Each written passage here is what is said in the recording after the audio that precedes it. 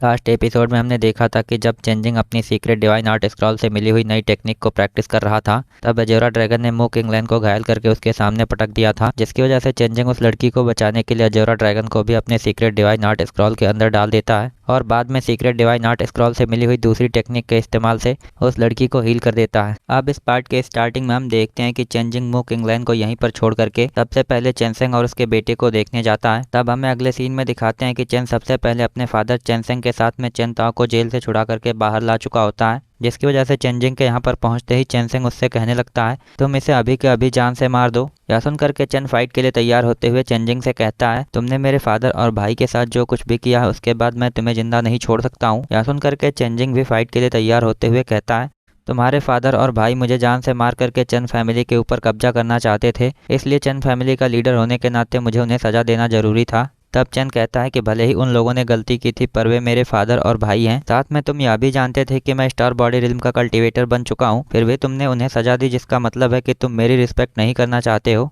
इसलिए मेरे पास भी तुम्हें जान से मारने के अलावा और कोई रास्ता नहीं बचा है। इधर इसके बावजूद भी चेंजिंग बिल्कुल भी नहीं डरता है और कहता है मैं काफ़ी लंबे समय से तुम्हारा इंतजार कर रहा था, इसलिए मैं देखना चाहता हूँ कि आखिर में तुम कितने ज़्यादा कैपेबल हो। इसी बीच हमें दिखाते हैं कि चेंजिंग के साथ आए हुए दो लोग यह सब कुछ सुन करके बात करते हैं कि चेंसेंग के बेटे और चेंजिंग की कल्टीवेशन में ज़मीन आसमान का अंतर है। फिर चाहे भले ही हमारे यंग मास्टर चेंजिंग ने अपने 9 मेरिडियंस को भी अनलॉक कर लिया हो, पर फिर भी उनके लिए उसे हराना आसान नहीं होगा। इधर हम देखते हैं कि जैसे ही चेन अपनी किसी शॉर्ट टेक्निक को रिलीज करके अटैक करता है, चेंजिंग के कुछ करने से पहले ही मूक इंग्लैंड बीच में आकर के इस अटैक को बुरी तरह से ब्लॉक करते हुए उसे पीछे ढकेल देती है। हालांकि मूक इंग्लैंड के बीच में आने की वजह से चेंसेंग का बेटा काफी ज्यादा घायल हुआ होता है, पर फिर भी वह मूक इंग्लैंड को देख करके पूछता है कि आखिर में तुम कौन हो। तब मूक इंग्लैंड उससे कहती है कि तुम्हें यह जानने की जरूरत नहीं है कि आखिर में मैं कौन हूँ, लेकिन तुम्हें सिर्फ इतना पता होना चाहिए कि मैं तुम्हें जिंदा इसलिए छोड़ रही हूँ क्योंकि तुम ब्लैक सन पैलेस के डिसाइपल हो, और रही बात फ्यूचर की तो तुम अपने लोगों को लेकर के यहाँ से निकल जाओ और फिर कभी दोबारा चेन मैंसन में लौट करके मत आना। इस पर चेंसेंग का बेटा बताता है कि मैं टू मैनर के मास्टर टूलिन का सबॉर्डिनेट हूँ, इसलिए क्या तुम्हें मास्टर टू से भी डर नहीं लगता है। तब मूक इंग्लैंड उसकी बातों को बिल्कुल इग्नोर करते हुए कहती है मेरे ख्याल से तुम्हारे पास यहाँ से जाने का बस आखिरी मौका बचा है, इसलिए तुम डिसाइड कर सकते हो कि तुम्हें यहाँ पर मरना है या फिर यहाँ से जाना है।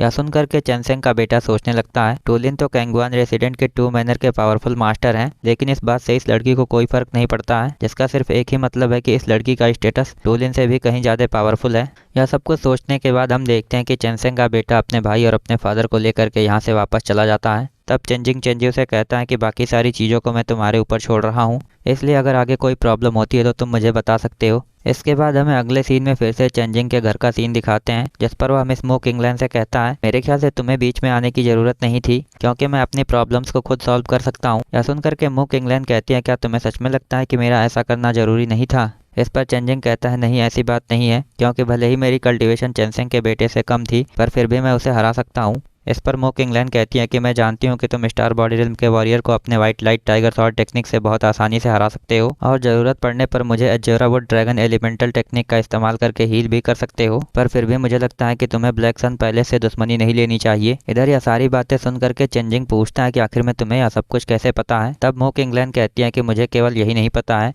मैं यह भी जानती हूँ कि उस दिन अजोरा ड्रैगन वहाँ से भागा नहीं था, उसे तुमने अपने सीक्रेट डिवाइन स्क्रॉल के अंदर डाल दिया है। साथ में तुम्हें देख करके मैं यह भी बता सकती हूँ कि तुम्हें वह सीक्रेट डिवाइन आर्ट स्क्रॉल हाल ही में मिला है और मैं पहली इंसान हूँ जिसे तुम्हारे सीक्रेट के बारे में पता है। इधर चेंजिंग को समझ नहीं आता है कि आखिर में अब वह क्या कहे, लेकिन मूक इंग्लैंड ही उसे आगे बताती हैं कि तुम बहुत लकी हो कि मुझे इसके बारे में पता है, क्योंकि अगर किसी और को पता चलता है कि तुम्हारे पास सीक्रेट डिवाइन आर्ट स्क्रॉल है तो 10 में से 9 लोग उस ट्रेजर के लिए तुम्हें सीधा जान से मार देंगे। यह सुनकर के चेंजिंग तो बिल्कुल हैरान हो जाता है, इसलिए मूक इंग्लैंड उससे कहती है मेरे ख्याल से तुम्हें मेरी एक सलाह माननी चाहिए, जिसके अकॉर्डिंग जब तक तुम खुद को प्रोटेक्ट करने के लायक नहीं हो जाते हो तब तक तुम डिवाइन आर्ट स्क्रॉल की टेक्निक्स का इस्तेमाल सभी के सामने मत करो और ना ही इसके बारे में किसी को बताओ कि तुम्हारे पास सीक्रेट डिवाइन आर्ट स्क्रॉल है। यह सब कुछ जान करके चेंजिंग कहता है इसका मतलब है तुमने वहाँ पर जानबूझ करके चेंसेंग के बेटे को मुझसे पहले हरा दिया ताकि मेरी टेक्निक्स के बारे में किसी को पता ना चले। यह सुनकर के मूक इंग्लैंड कहती है कि हाँ तुम सही कह रहे हो, क्योंकि जहाँ तक मैं जानती हूँ कोई साधारण कल्टीवेटर तुम्हारे सीक्रेट डिवाइन आर्ट स्क्रॉल को सेंस नहीं कर सकता है, लेकिन अगर उसकी टेक्निक्स के बारे में